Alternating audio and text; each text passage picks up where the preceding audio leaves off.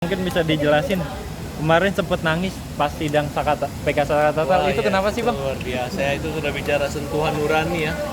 Saya rasa nggak mungkin, nggak akan, kalau saya sebagai lawyer tuh belum pernah saya menangis sesedih dan seseduh ini gitu. Karena ini termasuk kasus yang paling dramatis, tragis, dan membuat orang miris karena mengingat ketersiksaan mereka di zaman itu ya, pengakuan mereka, dan ini dialami oleh semua Saka. Dan ini Bu Titin aja belum bertanya itu dia udah nangis gitu. Bu Titin itu nangis kan. Nah jadi saya betul-betul, bahkan ibu saya nelpon saya 3 kali nonton, 3 kali menangis gitu. Dan teman-teman, bahkan saya jalan kemana-mana juga disambut kayak pahlawan, sebagai orang yang membela orang lemah. Kemudian mereka tersentuh gitu, ikut-ikut sama-sama menangis ya.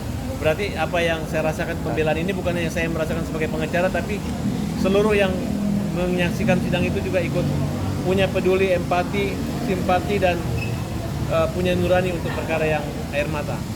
Air mata itu saya artikan adalah suara kebenaran dan suara harapan keadilan. Mudah-mudahan tangisan ini, suaranya dan rasa hati itu bisa terasa semua di Indonesia, dan mereka ini ada. Apa yang dikatakan itu bukan bohong. Apa yang dikatakan mereka itu adalah ketersiksaan dan ketidakadilan.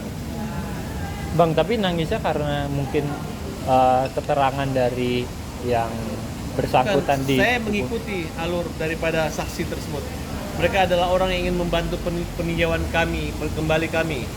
Mereka adalah orang yang punya waktu untuk membantu kami perjuangan. Mereka ada saksi. Kalau mereka tidak peduli, nggak bisa. Mereka nggak dibayar, nggak ada janji apa, nggak ada. Mereka hanya menerangkan bahwa memang benar Saka minum air kencing, Saka disiksa, mereka disiksa, semua disiksa. Mereka minta semoga Tuhan mengetuk hati pimpinan Mahkamah Agung, hakim-hakim agung, agar membebaskan terpidana ini dan membebaskan, merehabilitasi kembali nama Saka Tatal.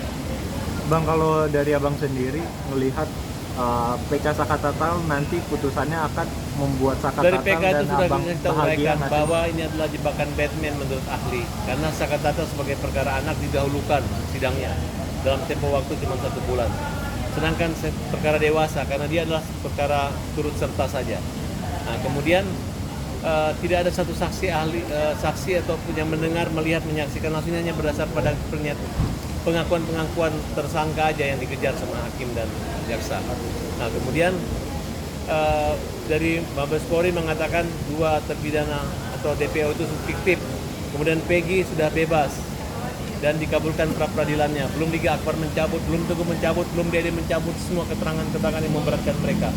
Ini merubah kronologis peristiwa pidana, dan mereka ini adalah orang-orang yang baik, orang benar. Nah, dan saya senang banget saksi ahli semua mendukung kita, dan masalah bisnis repertum sumber permasalahan aja pada saat autopsi, di mana dokter dari forensik daripada Polri Remaja mengatakan ada sperma, sehingga digambarkan seolah ada pemerkosaan, padahal tidak ada satupun DNA yang dites milik siapa sperma itu.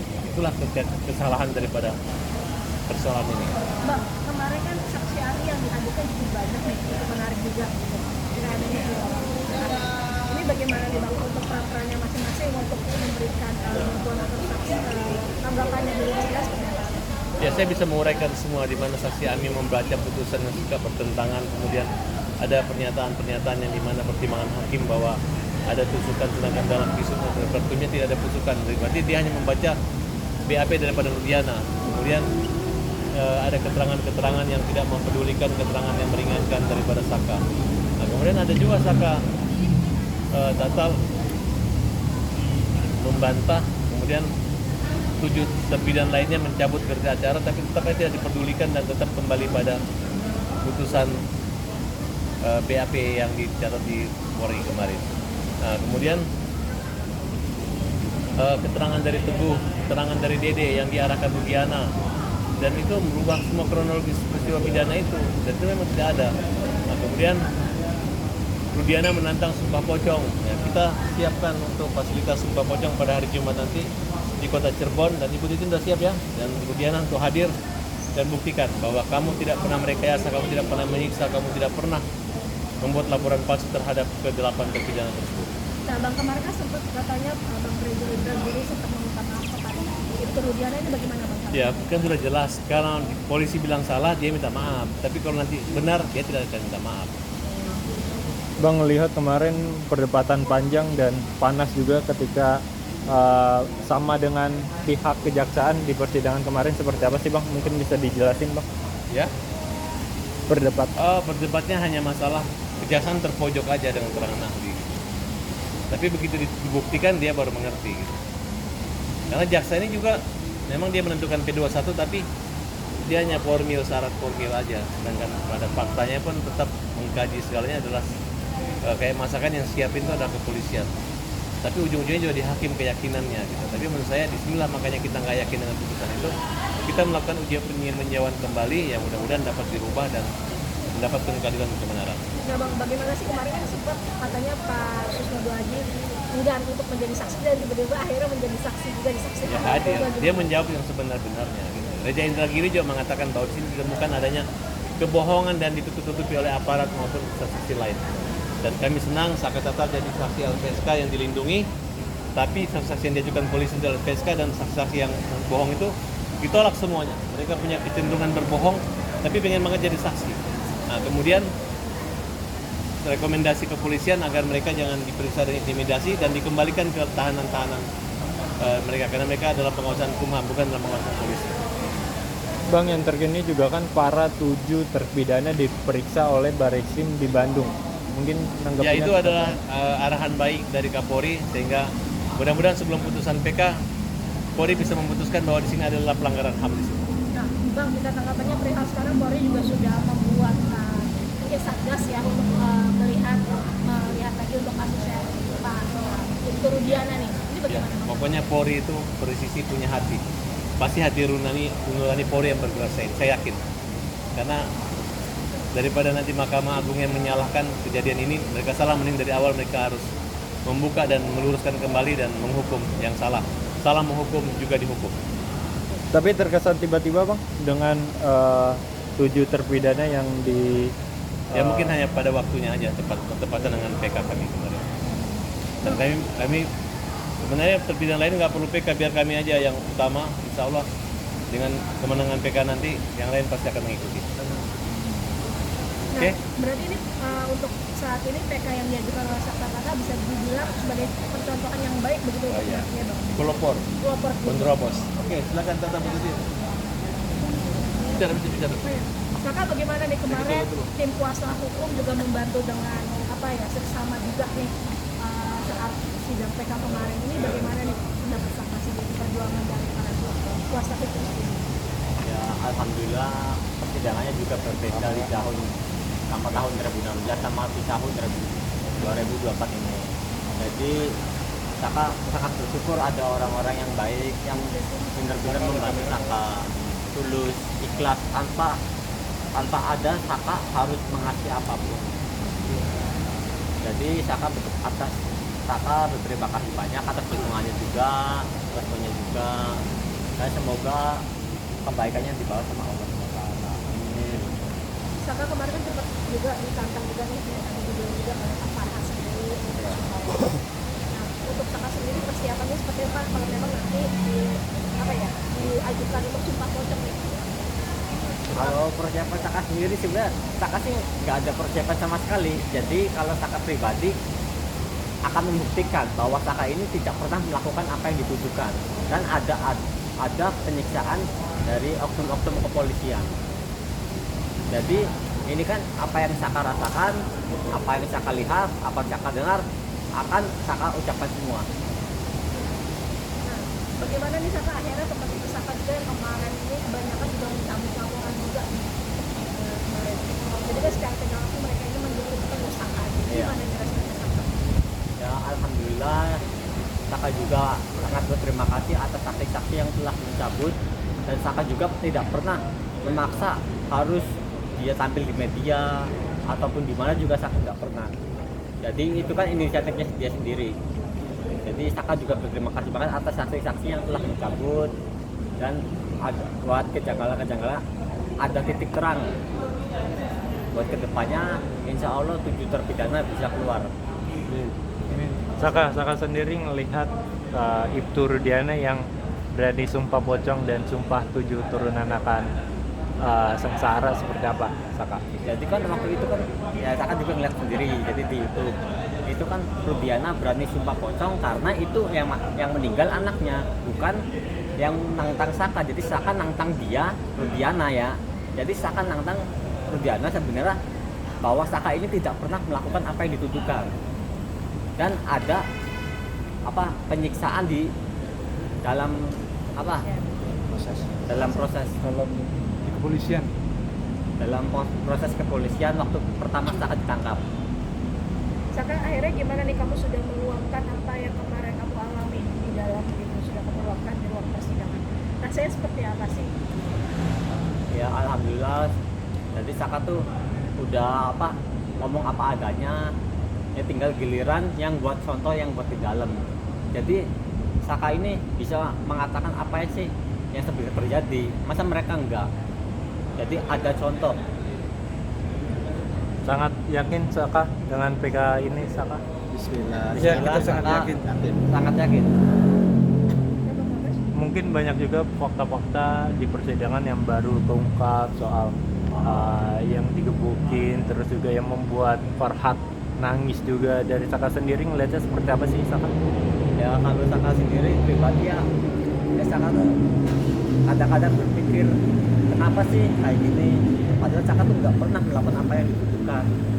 Saka kayak mimpi apa, Saka tuh berpikir pribadi sendiri aja tuh bingung. Saka tuh nggak pernah melakukan apa yang dituduhkan, tapi mengapa harus menanggung beban yang bukan Saka lakukan. Dan bagaimana nih melihat Ibu Titin juga sebagai lawyer juga mengawal Saka dari awal sampai akhir sampai sidang PK ini, melihat beliau yang akhirnya sekarang membawakan hasil sidang PK ini gimana nih? Saka? Awalnya jadi Saka tuh nggak nyangka, cari dulu tuh udah pasrah. Jadi kan keluarga Saka emang orang nggak mampu, jadi kedepannya kayak gimana juga itu kan mungkin takdir kan nggak ada yang tahu, keputusannya akan seperti apa kan nggak ada yang tahu. Mungkin ini juga udah takdirnya, di tahun ini harus terbuka kejadian itu seperti apa, terus kejadian seperti apa, kondisinya seperti gimana, harus terbuka, jangan ada hal-hal yang ditutup-tutupin. Bu Titin, mungkin ada yang mau ditambahkan soal Ibu Rudiana yang bersumpah juga dari Bu Titin seperti apa? Ya kalau sumpahnya Pak Rudiana kan meyakini kalau yang meninggal itu anaknya. Ya kalau itu kan kita juga paham. Tapi sumpah yang diinginkan Saka Tatal kan bukan sumpah itu. Saka Tatal menginginkan Pak Rudiana itu bersumpah kalau tidak pernah terjadi rekayasa, kalau tidak pernah dia dan anak buahnya melakukan penganiayaan. Jadi sumpah yang keduanya ini berbeda. Yang satu sumpah pocongnya meyakini itu anaknya. Ya kalau itu sih kan hanya isu di netizen. Nah kalau Saka Tatal justru memberikan fakta sumpah pocong yang diinginkan Saka Tatal itu Pak Rudiana menyatakan apakah benar dia tidak melakukan penganiayaan, apakah benar dia tidak melakukan rekayasa. Jadi versi sumpahnya beda. Nah kita ingin kalau dua-duanya disumpah pocong, versinya kan harus satu. Saka Tatal merasa dianiaya, Saka Tatal merasa dia bukan pelakunya, berarti ada rekayasa. Nanti kalau sumpah itu dilaksanakan, tinggal siapa yang akan menerima azab itu. Itu aja sih. Ibu, bagaimana Bu melihatnya perjuangan Ibu dari dulu dan akhirnya sekarang bisa terjadi adanya sidang PK ya Bu ya? Itu kan dulu kita tahu lah Ibu dari yang susah sampai yang sekarang membela Saka gitu, itu gimana Bu? Ya sebetulnya kalau saya sih dari dulu meyakini Saka dan 7 terpidana lainnya tidak pernah melakukan kesalahan. Karena apa? Saya di Cirebon, saya tahu faktanya. Saya juga di fakta-fakta persidangan juga sudah terungkap semua sebetulnya. Tetapi saya tidak ngerti waktu itu kenapa tidak ada hati nurani dari Bapak jaksa dan hakim yang waktu itu melakukan persidangan. Padahal mereka sebetulnya tahu betul ketika bukti-bukti disajikan itu tidak pernah ada yang secara nyata membenarkan telah terjadi pembunuhan dan pemerkosaan Berulang kali saya sampaikan dakwaan dan tuntutan itu terjadi penusukan, tetapi tidak pernah ada luka tusuk di tubuh korban seperti yang tertuang dalam hasil visum maupun hasil otopsi. Tetapi saya juga nggak paham kenapa waktu itu hati nurani orang-orang yang dianggap harus melakukan penegak keadilan justru tidak bergeming dengan fakta-fakta persidangan. Padahal mereka juga sebetulnya tahu ke-8 terpidana ini sekarang yang dulu terdakwa itu mengalami penyiksaan luar biasa. Mereka sebenarnya paham. Jadi saya sih nggak ngerti sih waktu itu apa yang ada di pikiran dan apa yang menjadi pertimbangan majelis dan jaksa yang melakukan penuntutan. Tapi Saka sendiri ngelihat bantahan dari Ibtu Rudiana tentang aniaya kamu dan 7 terpidana lainnya. Ya kalau itu masa Saka nggak peduli, yang ngalamin kan Saka sendiri, bukan dia. Emang dia ngalamin apa? Ngalamin penyiksaan. Kan enggak, yang disiksakan Saka. Tapi artinya banyak orang sekarang yang tahu bagaimana polisi diduga aniaya kamu ya. Ya kalau itu kan yang Saka bukan diduga lagi ya. Udah bukan ngalamin. diduga lagi, itu emang udah ngalamin. Sudah terbukti, sudah terjadi. Jadi nggak usah ngedenger dari omongan orang lain, harus nanya aja sama orangnya langsung. Jadi gini loh Mas, Saka itu kan Mbak, Saka itu sudah keluar dari penjara. Konyol kalau dia berkata bohong kalau telah melakukan penyiksaan. Sekarang ada Aldi yang juga waktu itu ditangkap. Konyol kalau dia ngomong di muka sidang dia juga mengalami penganiayaan. Emang Saka sama si Aldi sehebat apa sampai berani berbohong? Gitu loh. Ya, Saka, gimana ngelihat perjuangan Bu Titin, Bang Krisna sama Bang Farhat untuk memperjuangi PK kamu? Kalau Saka sangat berterima kasih atas dorongannya, dukungannya juga dan bantuannya juga. Saka juga awalnya tuh nggak tahu bahwa ada orang-orang yang baik yang ingin membantu Ibu Titin. Awalnya kan Ibu Titin tuh sendiri, nggak ada yang backupan sama sekali. Jadi dari Saka pribadi dan keluarga Saka sangat berterima kasih. Semoga amal ibadahnya diterima sisi Allah. Terharu nggak sih melihat perjuangan 3 orang ini? Ya sangat terharu. Dan yakin akan Yakin, menang ya? di Yakin. MK? Pasti akan yakin akan dikabulkan. dikabulkan. Mohon doanya semua yakin akan dikabulkan. Dari proses persidangan Persidangan. pasti akan dikabulkan Ya. dan terketuk hakim peninjauan kembali untuk membebaskan Saka dan 7 terpidana itu Amin. Ya. dan Ya. menghapus mantan terpidana itunya. Ya. Siap.